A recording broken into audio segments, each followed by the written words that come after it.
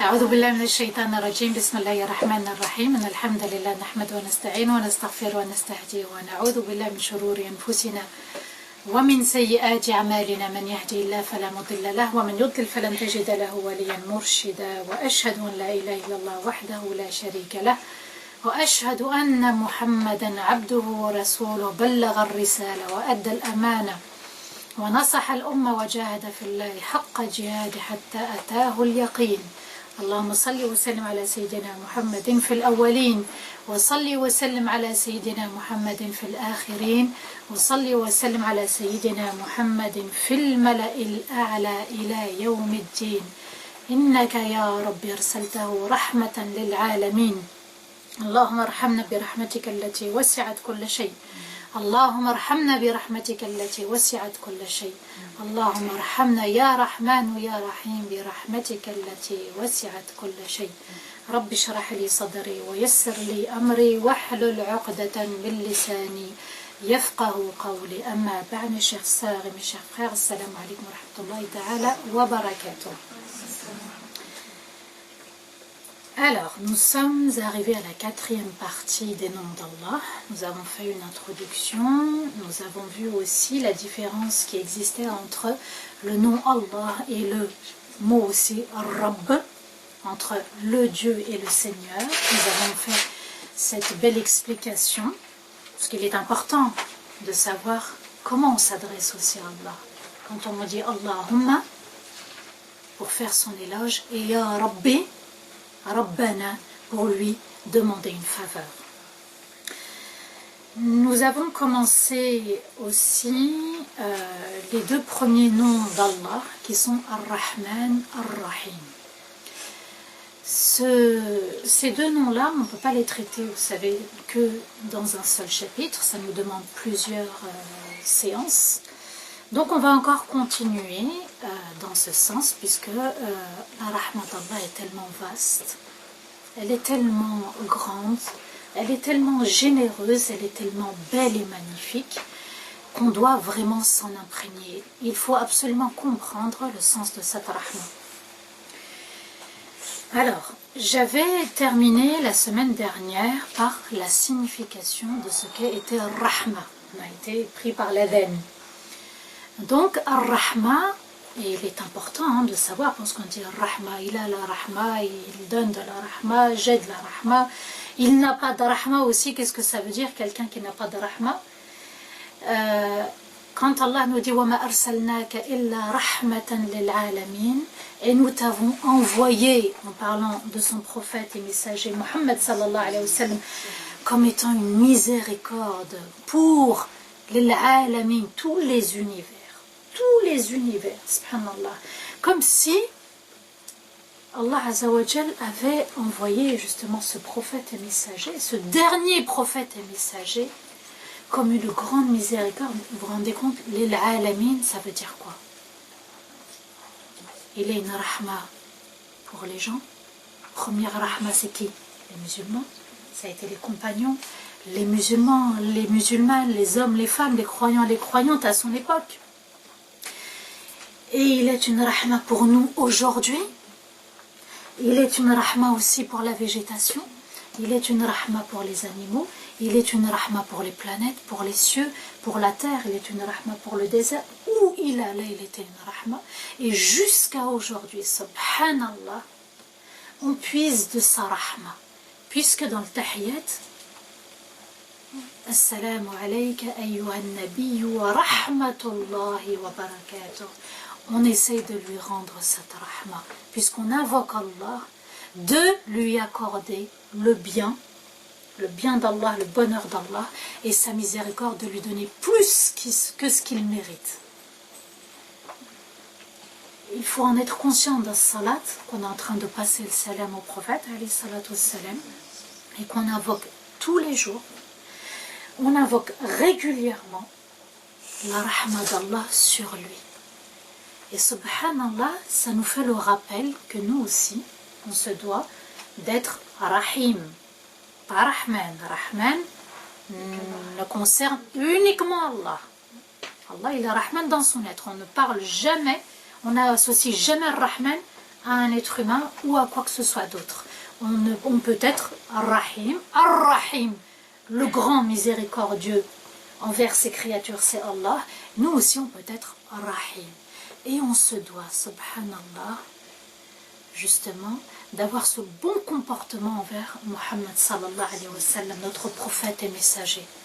Assalamu alayka, que la paix soit sur toi, mon cher prophète. Ayyuhan nabi, mon cher prophète. Wa rahmatullah, et ainsi que la miséricorde d'Allah. Wa barakatuh, et tous ces biens. Le baraka, c'est le bien d'Allah. Quand on dit Allahumma barik li fi awladi, Allah fait descendre le bien, le khir sur mes enfants. Allahumma barik li fi mashrou'i, ya Allah, je te demande de mettre ta baraka, ton khir, ton bien dans mon projet. Et quand un projet, quand quelque chose est béni par Allah, vous ne pouvez en tirer que le khir. Vous voyez, subhanallah, régulièrement, chaque jour, on invoque la rahmat d'Allah. Est-ce qu'on est vraiment conscient de ce qu'on dit? Est-ce que cette prière, on l'a pris avec le cœur ou uniquement avec le corps? Est-ce qu'il n'y a que le corps qui bouge ou le cœur aussi bouge, il est éveillé? Il faut maintenant se réveiller.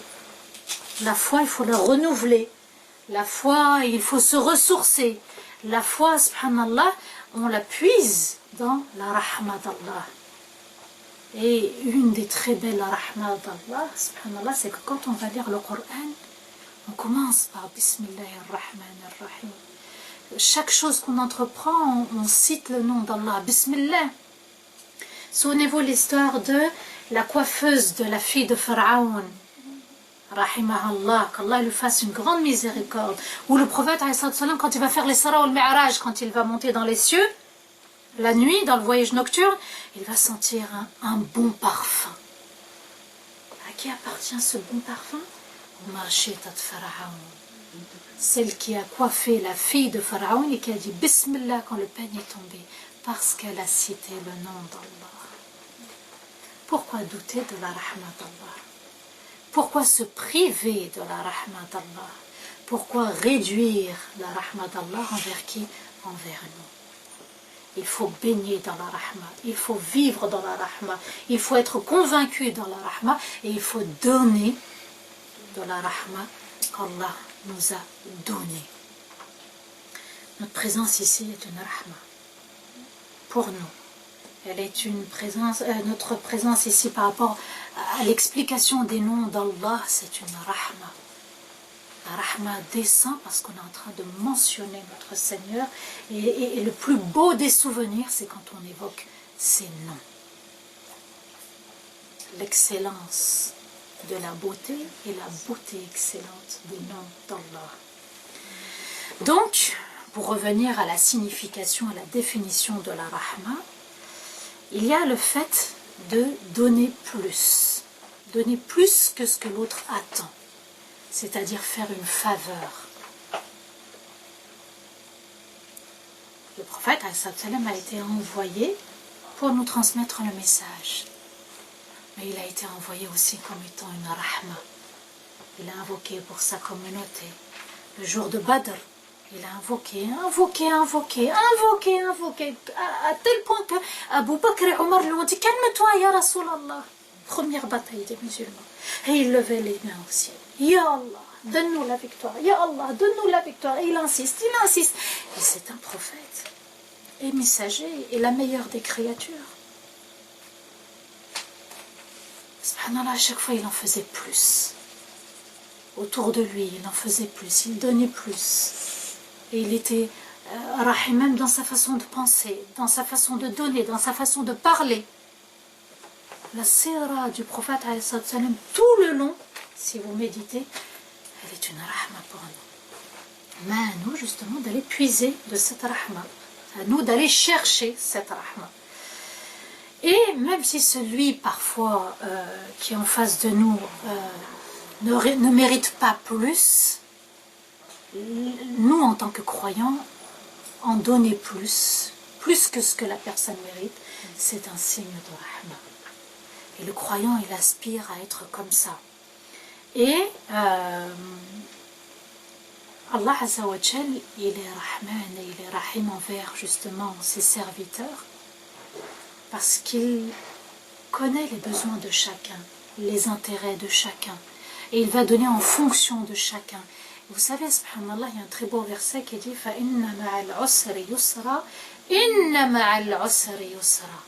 Ce verset où Allah dit et certes, avec la difficulté, pas après, avec l'épreuve, il y a la facilité, il y a la rahma qui descend. Et Allah va répéter ce verset 2 fois. C'est pas souvent que vous trouvez un verset qui se répète comme ça, subhanallah. Et Allah dit Inna ma'al usri yusra. Avec la difficulté, Allah a déjà envoyé la facilité. Allah t'éprouve et en même temps, il t'envoie aussi sa rahma. À chaque épreuve que nous vivons, Allah a déjà envoyé avec cette épreuve sa rahma. Mais c'est à nous d'avoir la première rahma qu'on peut avoir, c'est envers nous-mêmes. Et on ne l'est pas assez. C'est la rahma envers nous. S'accorder la grâce d'Allah et non sa colère. Y croire fermement. Invoquer Allah pour nous. Invoquer Allah. Le repentir est un rahma, subhanallah. C'est Allah qui le dit. Puisqu'Allah dit, il pardonne tous les péchés. Tous. Sauf le shirk et le kufr. Allah, il pardonne tout. Pourquoi fermer une porte de la miséricorde et s'enfermer justement dans cette colère envers nous-mêmes? J'ai fait des erreurs et alors? Est-ce que j'ai provoqué la fin de l'humanité? Je me relève, je demande pardon à Allah, qu'Allah nous fasse miséricorde, et j'avance. J'ai fait une erreur, je me pardonne, et j'avance. Le musulman, il est comme ça, il ne doit pas bloquer sur une erreur. Il doit s'accorder à la rahma d'Allah. Se pardonner, c'est un des éléments moteurs dans la foi. Ar-Rahma, c'est aussi Ar-Riqa, on dit en arabe. Je fais exprès de le dire en arabe parce qu'il est plus joli, il est plus doux, il est plus noble le terme Ar-Riqa. Il est, subhanallah, léger à dire, même s'il y a le qaf avec la shadda. Ar-Riqa, la souplesse, on y sent la souplesse. Et en français, on dit la tendresse du cœur. C'est ça, Ar-Rahma, la tendresse du cœur. Comme le prophète a eu un cœur tendre, a eu la tendresse du cœur envers les musulmans et aussi les non-musulmans. Quand il va invoquer pour Omar, un des deux Omar, il demande « Ya Allah, guide l'un des deux Omar ». Et Allah va guider Omar ibn al-Khattab. Il va être une miséricorde, une grande miséricorde. Nous, on ne sait pas, on se dit « Attends, il invoque pour un kafir ». Allah, il va exaucer l'invocation du prophète Mohammed sallallahu alayhi wa sallam. Comme il va espérer aussi la conversion de Khalid ibn al-Walid, qui était un grand cavalier. Pourquoi il a invoqué pour ses compagnons-là? Parce que même s'ils étaient dans l'ignorance, ils avaient une force et des qualités. Et on en avait besoin à l'époque pour l'islam, pour donner une force à l'islam, subhanallah. Qu'Allah guide, on peut faire dua aussi. Quand on voit qu'il y a le khir chez quelqu'un, on lui fait dua. Surtout dans la famille, peut-être que la personne elle est dans l'ignorance, mais elle a aussi des qualités. C'est comme ça que le prophète nous enseigne pour avoir le meilleur comportement. Il se peut que la personne elle ne soit pas sur le droit chemin, mais n'oubliez pas qu'elle a des qualités. Donc, c'est à la fois la tendresse du cœur et c'est aussi avoir de la pitié, avoir mal pour la personne. C'est ça, la rahma. Et quand on a pitié pour la personne, quand notre cœur s'attendrit, parce qu'aujourd'hui, c'est pas le cas, on est devenu matérialiste.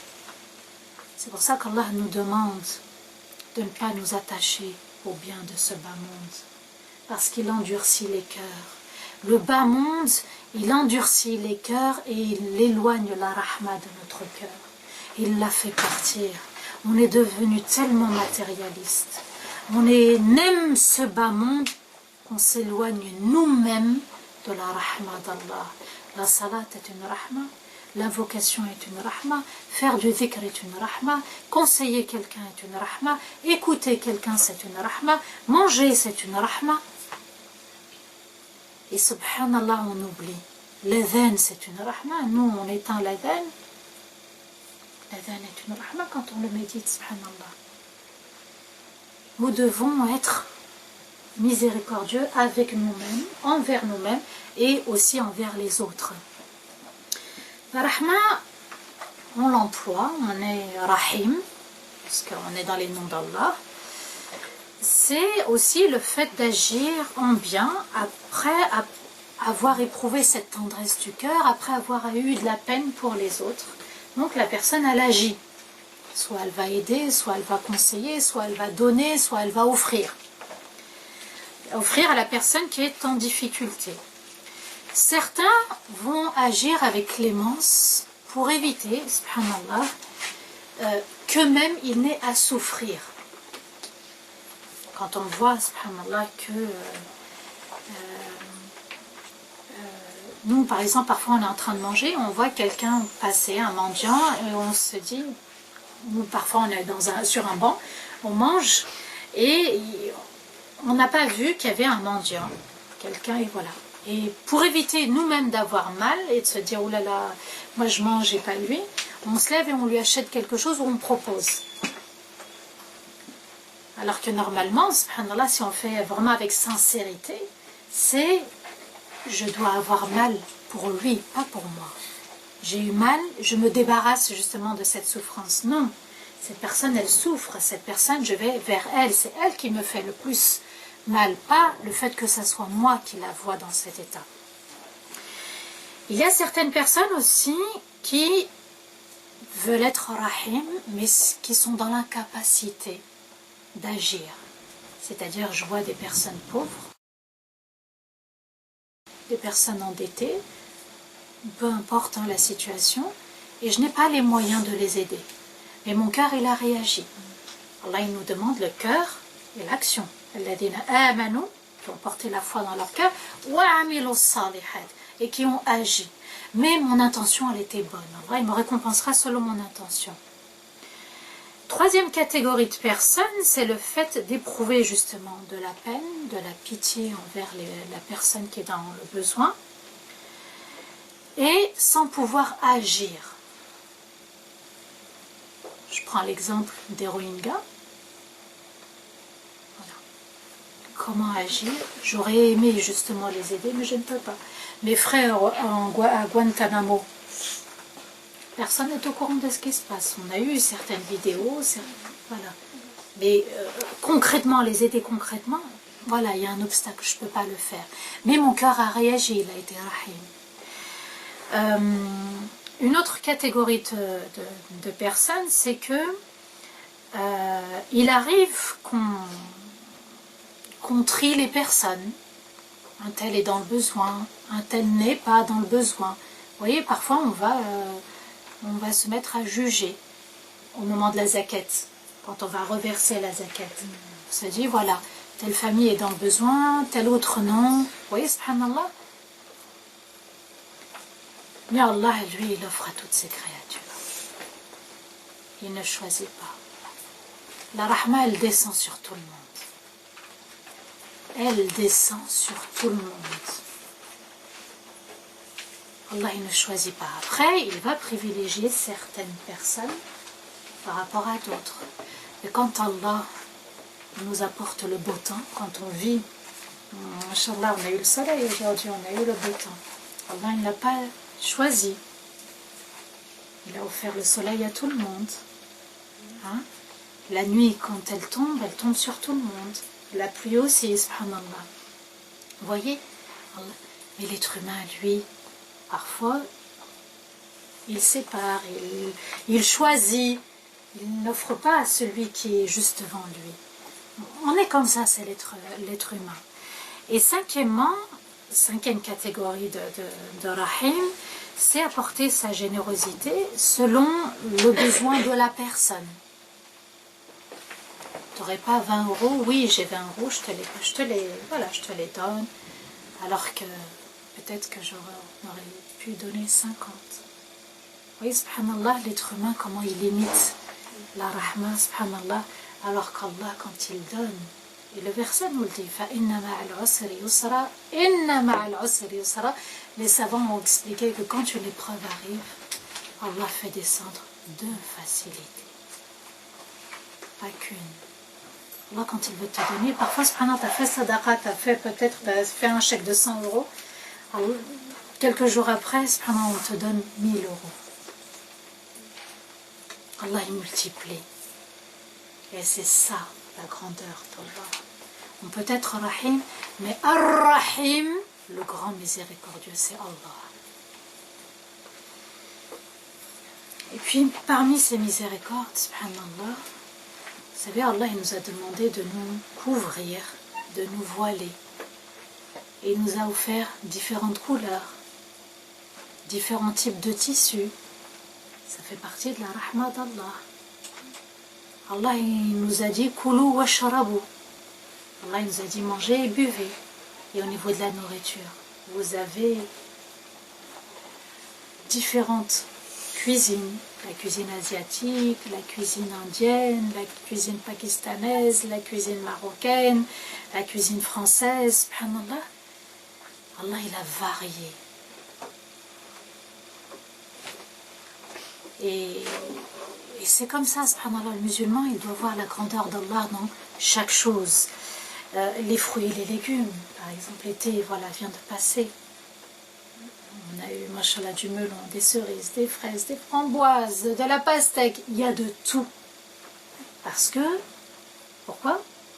Parce qu'on n'a pas les mêmes goûts. Il y en a qui vont plus aimer la pastèque que le melon.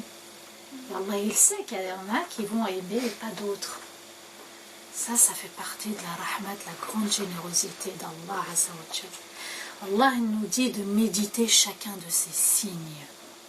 Nous, on a banalisé, on va au marché ou dans les supermarchés, c'est normal, voilà, on prend, on met dans le panier. Alors qu'Allah, il nous dit, regardez tout ce que j'ai mis à votre disposition. Et on revient dans la salat et on dit, Alhamdulillahi Rabbil Alamin. Vous voyez, subhanallah, c'est une richesse, la diversité. C'est une rahma, la diversité. Alors qu'Allah, finalement, il nous demande juste de croire. Ça fait partie des cadeaux d'Allah sur terre. Et il est important de le remercier régulièrement. De le remercier. On rentre dans un magasin, voilà, on voit tous ces fruits, tous ces légumes. Même le piment, il y a celui qui est doux, et il y a celui qui est fort. Hein? Subhanallah. Oui, rahmat Rabbi. La rahmat d'Allah, elle est universelle, elle est immense, et elle touche à tout. Donc, c'est à nous de méditer, et c'est à nous de comprendre que la rahma des êtres humains, elle n'est pas complète, et elle n'est pas générale. Alors que la rahma d'Allah, elle est entière, elle est parfaite, et elle touche tout ce qui a été créé par Allah. Wa rahmati wasi'at kull shay. Et ma rahma embrasse chaque chose, elle enveloppe toute chose. Mais c'est à nous de méditer et de se dire où est la rahma d'Allah, comment, enfin de voir véritablement, d'être conscient que c'est la rahma d'Allah Azza wa Jal. Donc, soit la personne elle a cette rahma dans son cœur, et à ce moment-là, elle devient généreuse. La générosité du cœur, c'est aussi ça hein, pour l'être humain. Soit elle devient avare. Elle se prive de la rahma d'Allah et elle prive les autres de la rahma d'Allah. Le croyant, lui, il place sa confiance en Allah, car c'est Allah qui l'a comblé. Le frigo, quand il est rempli, c'est la rahma d'Allah. Le placard, quand il est vide, c'est aussi la rahma d'Allah. Vous allez me dire, mais comment? Il te montre que tu dois le remercier, quoi qu'il arrive. Parce qu'il y a des jours où Allah il a été généreux avec toi. Et c'est aussi pour se rappeler et de dire Alhamdulillah en toutes circonstances. On se doit de le remercier dans le bien, dans la difficulté et aussi quand tout va bien, subhanallah. Et l'être humain, le croyant surtout, il doit ressentir que cette rahma, elle vient d'Allah. Un cœur tendre, c'est un cœur touché par la rahma d'Allah. Il faut méditer ça aussi. On doit la ressentir que c'est Allah aussi qui nous a donné. Les vêtements qu'on porte, c'est Allah qui nous les a donnés. La foi qu'on a, c'est Allah qui nous l'a donné, pardon. La santé, les enfants, le toit, la voiture. Le croyant sait pertinemment qu'Allah le comblera encore et encore. Contrairement à l'avare, il se dit, je vais donner, mais il va me manquer. Alors que le cœur du croyant, il est convaincu. Si j'ai, c'est par la rahma d'Allah. Et si je donne, Allah me comblera. Il me redonnera comme il m'a déjà donné. Prenez l'exemple de ce prophète, Masha'Allah, qui a touché tous les cœurs des croyants, Ayyub alayhi salam. Il était gêné de demander à Allah la santé parce que toutes ces années, pendant plus de 15 ans, il a eu la santé et il a eu de la pudeur vis-à-vis d'Allah. Et il s'est dit comment lui demander la santé alors que pendant toutes ces années, je l'avais. Et il était malade, subhanallah. Allah il lui a tout enlevé et il a été patient. Il a été très très patient et ensuite Allah il lui a donné, mais plus que donné. Il a été rahim avec lui puisqu'il lui a redonné les enfants, les biens. C'était un homme très riche, Ayyub alayhi salam. Et sa confiance en ce qu'Allah possède est plus forte que sa confiance dans ce qu'il possède. Ma confiance, elle est encore plus forte quand je me dis c'est Allah qui possède tout que ma confiance dans les biens que je possède. Vous savez, on a un travail aujourd'hui, on peut le perdre. On a une voiture, on peut la perdre. On a des enfants, on peut les perdre. On a des parents, on peut les perdre, subhanallah. Allah, il reprend. C'est pour ça que nous devons justement être convaincus que tout appartient à Allah et que ma confiance, je la place dans les biens qu'Allah possède au lieu de placer cette confiance dans ce que moi je possède. Mon salaire, il arrive chaque mois, et c'est Allah qui me l'a donné. Il peut me l'enlever aussi. Contrairement à l'avare, lui, qui fait plus confiance en ce qu'il possède. D'accord? Vous savez, même quand il veut donner, il fait rappeler à la personne parfois que voilà, elle a été généreuse. Donc, vous voyez, subhanallah, n'oublie pas hein, le jour où je t'ai aidé. Vous voyez, subhanallah, le musulman, le croyant, il ne doit pas formuler cette phrase. Il doit se dire, si j'ai pu donner, c'est grâce à Allah, uniquement par la rahmat d'Allah azza wa jalla. L'avare, lui, il a peur pour ses biens. Il a du mal à donner. Il a peur pour le lendemain. Vous voyez qu'il a la sakina, elle n'y est pas. La sérénité et la quiétude, elle n'y est pas. Et c'est pour ça que la rahmat d'Allah, elle est importante. La ressentir, la vivre, de se dire finalement on appartient tous à Allah, tous et toutes. Je n'ai pas le droit justement de penser que ce bien m'appartient. Souvenez-vous l'histoire du propriétaire des 2 jardins dans Surat Al-Kahf. Son voisin est venu lui dire, est-ce que tu peux aider des pauvres? Il aurait pu lui dire, voilà, un jardin pour moi et ma famille, et l'autre jardin pour les pauvres. Il avait des hectares, c'était vraiment un terrain immense, un champ immense. Mais il n'a pas voulu. l'avarice a pris le dessus, subhanallah. Et il s'est dit, il n'a jamais pensé une seconde que tout pouvait partir du jour au lendemain. Et Allah va faire qu'en une nuit, tout sera anéanti. Vous voyez, quand on ne dit pas Alhamdulillah, Allah il nous teste pour tous les biens que nous possédons. Allah Azza wa Jal nous dit وَمَنْ يُوقَ شُحَّ نَفْسِهِ فَأُولَٰئِكَ هُمُ الْمُفْلِحُونَ. Dans Surat Al-Hashr, le rassemblement, le verset 9, Allah nous dit auront vraiment réussi ceux qui préservent leur âme contre l'avarice. Vous voyez, subhanallah, Allah il nous demande justement de la protéger de l'avarice. L'avarice, c'est pas que dans le matériel aussi. L'avarice, c'est aussi, subhanallah, dans les émotions. Avoir de la rahma pour les autres, donner un conseil, laisser sa place pour quelqu'un, une personne âgée ou autre, quelqu'un qui est malade. Oui, subhanallah, ça c'est important, avoir de la rahma. Pourquoi? Parce que l'avare, il est loin d'Allah. Il est loin de la rahma d'Allah. Il s'est privé lui-même de la rahma d'Allah. Il est loin du paradis. Il ne peut pas faire le khayr. Il a toujours peur pour ses biens. Il n'avance pas. L'avare, il est loin des gens. Il prive les autres. Il n'établit pas une relation avec les gens. Vous voyez, subhanallah, c'est important. Pour qu'il y ait de la rahma envers les autres, il est important aussi d'échanger, de faire connaissance. Je ne peux pas que recevoir ou attendre des autres.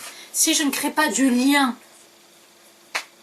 avec les autres, je ne peux pas avoir de rahma. Le prophète, il a été une rahma pour les musulmans et les non-musulmans. Il écrivait aux non-musulmans. Il a reçu les non-musulmans. Il a invoqué pour des non-musulmans qui se sont convertis à l'islam.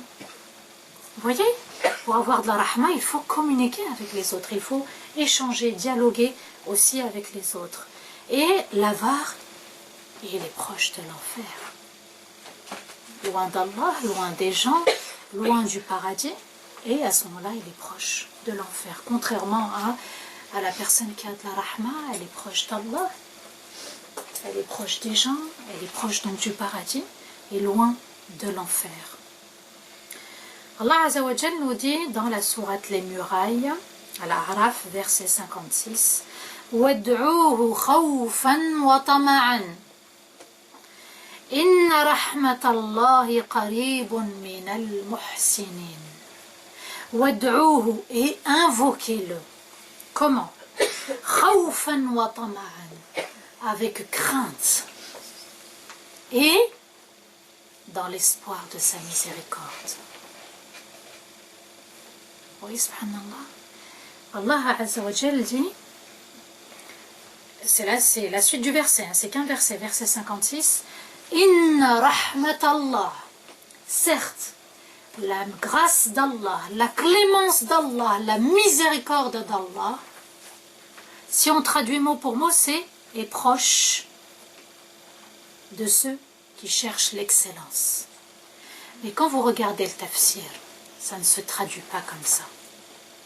C'est Allah et sa grâce sont proches de ceux qui recherchent l'excellence.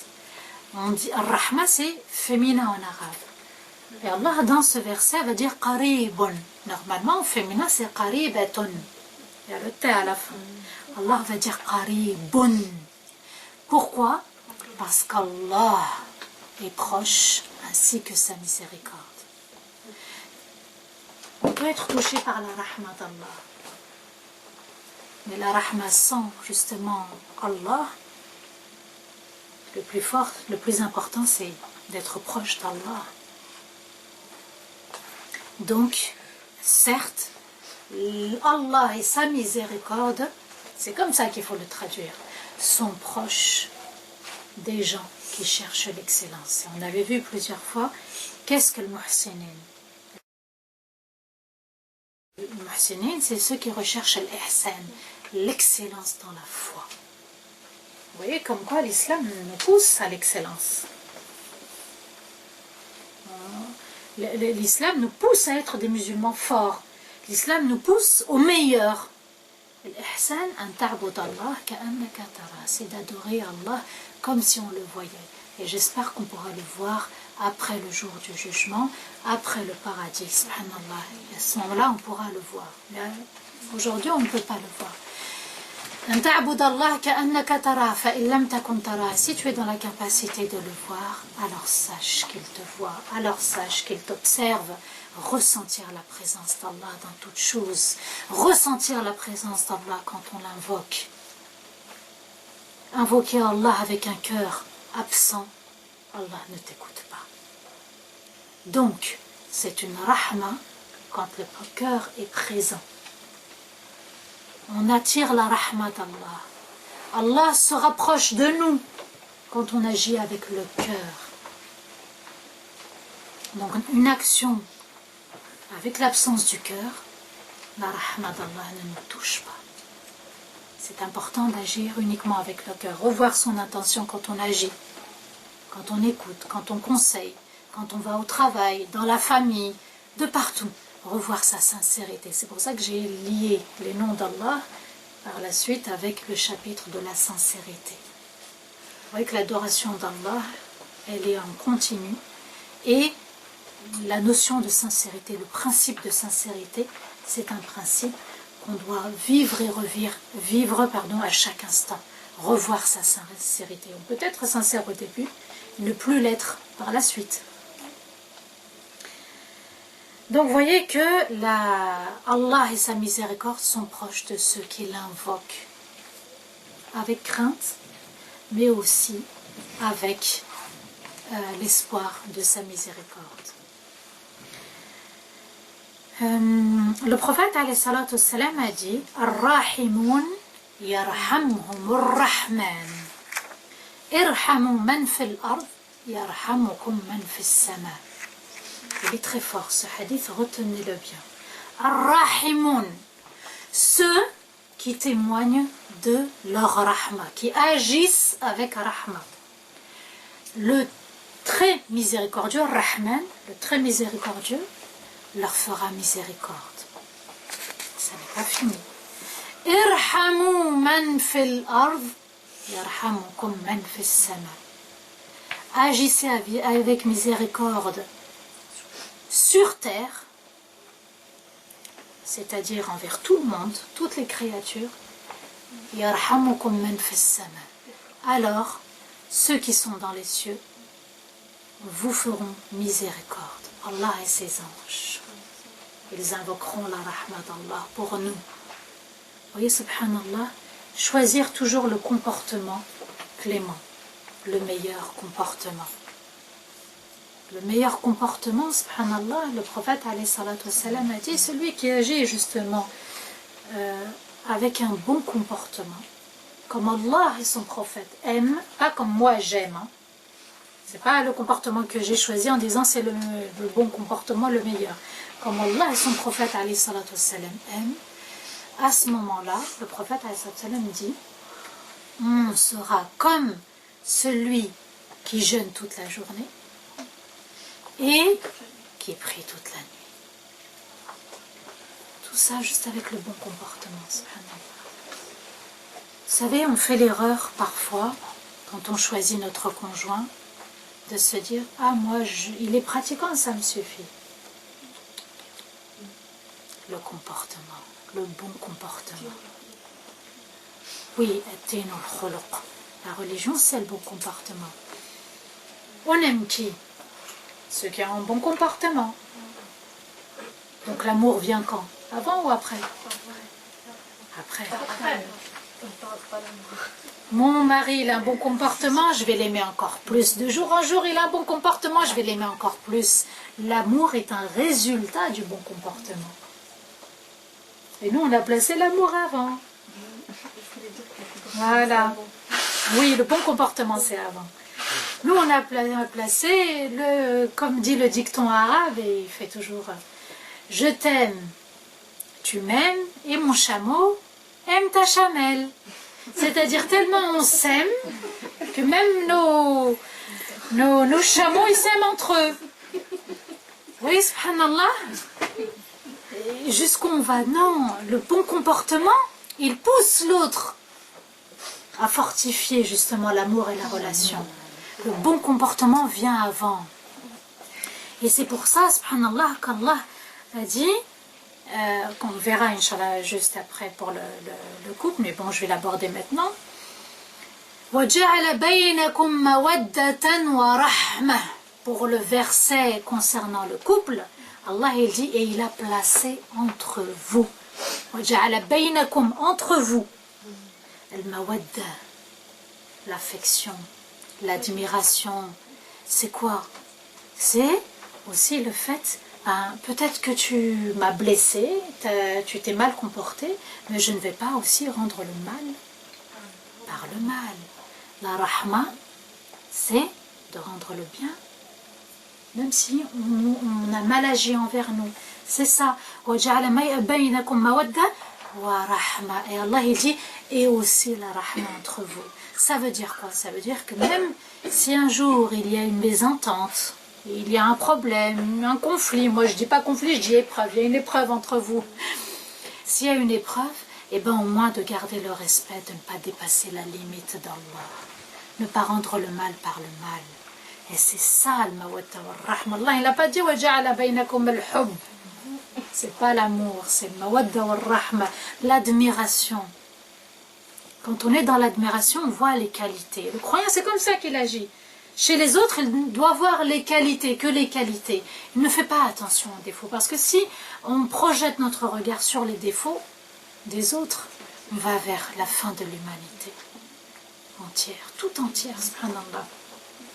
Donc il est important justement de ressentir cette rahma, de se dire Allah, il est en train de m'observer dans mon foyer, dans ce que je vais dire, dans ce que je vais faire, dans mon comportement. Vous voyez, c'est comme ça qu'il faut comprendre la rahma d'Allah. Allah dit aussi Ashidda ala al-kuffar ruhama'u baynahum. Les croyants, ils sont durs envers les non-musulmans, dans les cas de guerre, bien sûr. C'est pas, voilà, il y a un non-musulman devant moi en caisse, allez, pousse-toi, c'est moi, je suis plus importante ou plus important. C'est pas ça. C'est dans certaines circonstances qui est le cas de la guerre. D'accord? Pourquoi? Parce qu'on se doit de se défendre. On ne va pas laisser les autres nous attaquer. Le musulman, il se défend. Et Allah a dit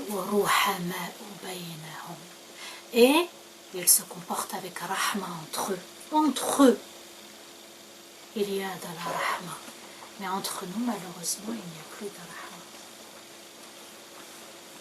On est dans le jugement constant.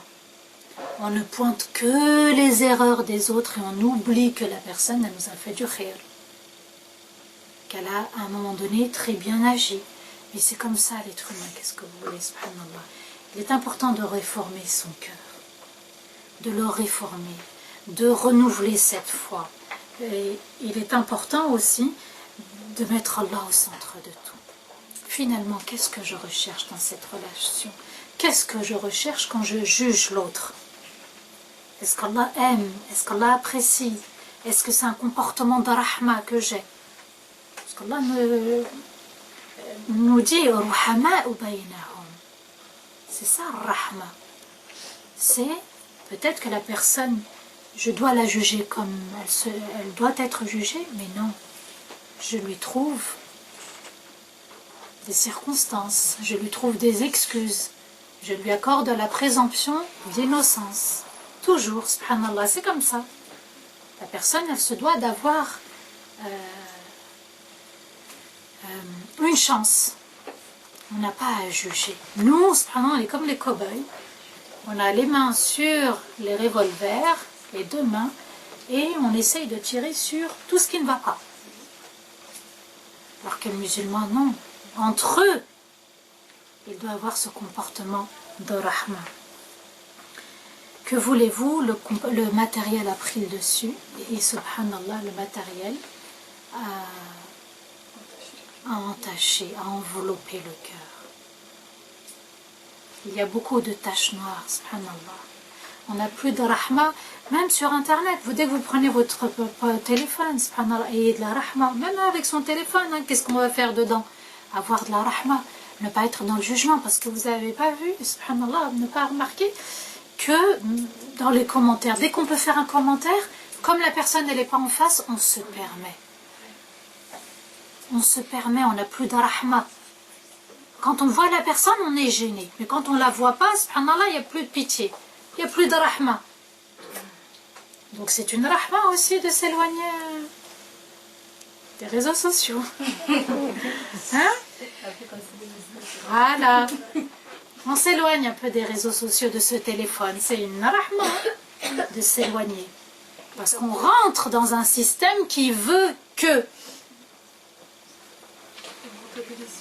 Voilà, on veut montrer, on se montre, on est jugé, on est critiqué. Subhanallah, il n'y a plus de rahma quand vous regardez bien. Une rahma quand on transmet un savoir vérifié. Vous voyez, subhanallah, pas quand on attaque l'autre. Quand il n'y a pas de rahma, il faut s'éloigner. C'est à la fois, c'est à notre cœur de diriger notre vie. Et non pas laisser la vie diriger notre cœur. Ce n'est pas aux réseaux sociaux de diriger notre foi. C'est à notre foi de diriger les réseaux sociaux. Subhanallah, je prends l'exemple des réseaux sociaux, mais ça peut être aussi autre chose, mon voisinage, les gens autour de moi, subhanallah. C'est mon cœur qui doit parler. Hein? C'est mon cœur qui doit s'ouvrir aux autres. C'est mon cœur qui doit accueillir les autres aussi. La rahma d'Allah, elle est dans notre manière de nous asseoir dans un bus, dans notre manière de conduire dans une voiture. Est-ce qu'on ne laisse pas passer un piéton? Dans notre manière d'éduquer, de s'éduquer, dans notre manière d'invoquer, dans une pensée, dans un savoir, transmettre un savoir. La rahma, elle est aussi, ben voilà, j'ai cuisiné, peut-être je cuisine un peu plus et je vais envoyer peut-être à mon voisin ou à ma mère. La rahma, c'est aussi les parents, on ne doit pas les oublier, subhanallah. Il y a eu un reportage sur une chaîne là, cette semaine. Il faisait vraiment froid, pas que dans le dos, dans tout le corps. C'était les personnes âgées. Mon Dieu, mon Dieu, mon Dieu. Pas de rahma. Ils déboursent les pauvres dans les maisons de retraite des 2000 €, 3000 € et ils ont en échange un service où, allez, dépêche-toi, on n'a plus de rahma envers nos vieux. Je fais exprès de dire vieux, ça veut dire qu'il y a vraiment un grand fossé. Les anciens, pourquoi il n'y a plus de rahma? Subhanallah, on les met, il y en a, ils disent oui, mais c'est peut-être, voilà, une rahma, on a du mal à prendre soin d'eux dans les maisons de retraite. On les envoie en maison de retraite parce que nous, on travaille, on ne peut pas, justement. Il y avait une dame, une Française, subhanallah, qui a quitté son boulot pour s'occuper de sa maman, qui avait une maladie qui touchait la mémoire. Et subhanallah, c'est vrai qu'à un moment donné, elle était un peu dépassée, elle voulait reprendre un temps partiel. Mais subhanallah, moi je me suis posé la question. Nous, en tant que parents, on a eu de la facilité à avoir cette rahma. On ne s'est pas posé la question, est-ce qu'il mérite ou ne mérite pas cet enfant? Pourquoi quand la personne, elle vieillit, elle prend de l'âge, pourquoi à notre tour, ça n'est pas inné? Pourquoi ça n'est pas spontané? Tout le long, ça a été cette question. Pourquoi ça n'est pas spontané, subhanallah? اللهم أهل علينا شهر رمضان بالأمن والإيمان والسلامة والإسلام والتوفيق لما تحب وترضى يا ذا الجلال والإكرام. اللهم أعنا فيه على الصيام والقيام.